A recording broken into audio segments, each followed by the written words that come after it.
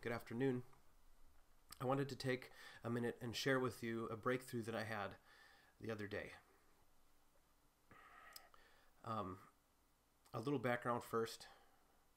Most of you will know all about this, but those of you who aren't Jehovah's Witnesses might not recognize this kind of worldview or outlook.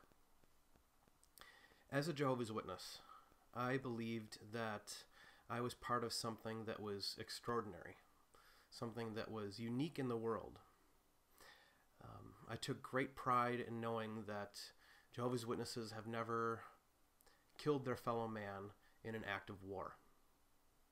That any national conflicts that have happened on the global scale have not involved Jehovah's Witnesses. They feel that this is an identifying mark, that this is something that they can show people as proof that they are the one true religion. And they know that, or they believe that, all the suffering in the world is separate from anything that they contribute to.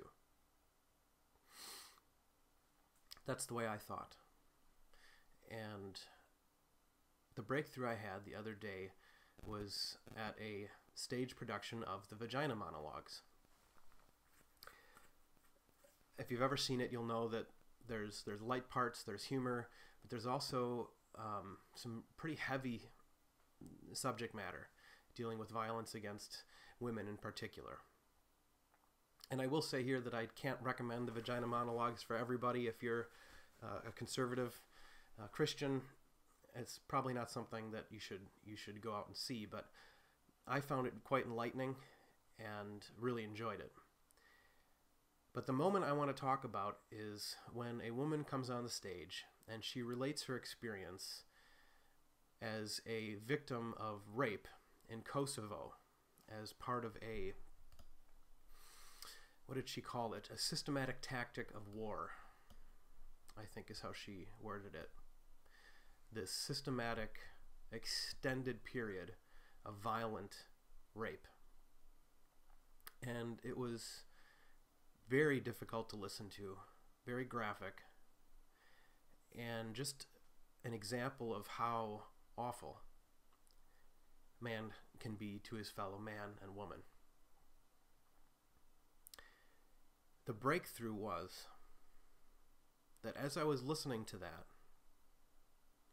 and this isn't meant to minimize her story or to somehow say that my experience equaled hers or anything to that effect, but what came into my own mind when looking at my background,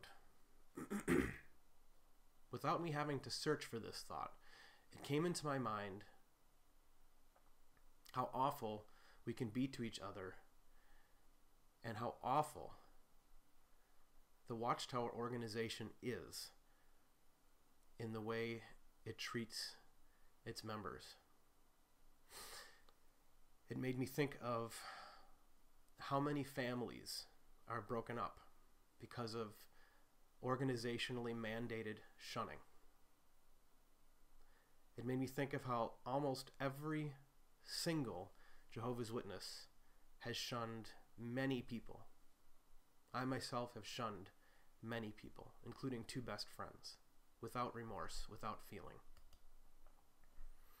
And again, families are destroyed.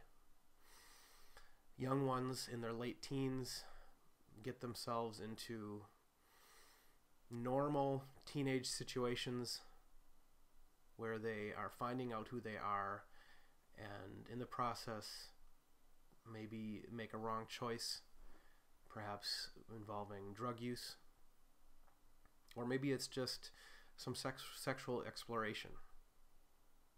These are normal things, but they can also be potentially traumatic things. And these young ones, at the time that they need their family the most, are cast out and shunned. They lose their entire social circle. They lose their parents. They lose their brothers and sisters. And they're expected to make it on their own in the world, in a world where they have been told not to make friends outside of the organization. And I thought of all the young ones and others of all ages who have committed suicide because of being in this situation. It made me think of the thousands, tens of thousands, including thousands of children who have died because of refusing medical treatment or because their parents refuse medical treatment for them. Tens of thousands. More than all the suicide cults combined.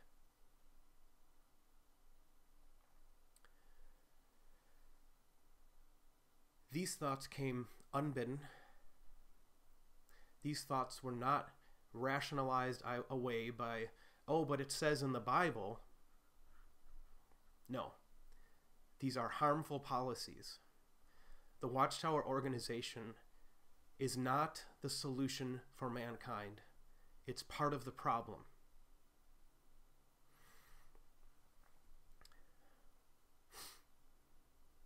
They hurt people, and they do nothing to fix the suffering in the world. Perhaps they haven't gone to war, but what have they done to make peace? All they've done is knock on your door and try to get you to be one of them so that you can enter into a situation where you will shun friends, where you will hear of and perhaps see people die because of refused medical treatment. This was a major breakthrough for me. My defense mechanisms didn't come up. My rationalization didn't come up.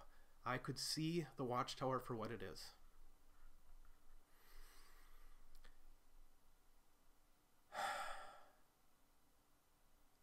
That's basically what I wanted to share. I thank you all who have subscribed to my channel and who have supported me. I intend to continue to make these videos. Imminently, I need to finish my series on Stephen Hesson's BITE model, namely the videos on thought control and emotional control, which are both pretty straightforward in the ways they apply to the Jehovah's Witness organization. But I appreciate your patience in waiting for those, and thank you for watching this video and sharing my journey with me.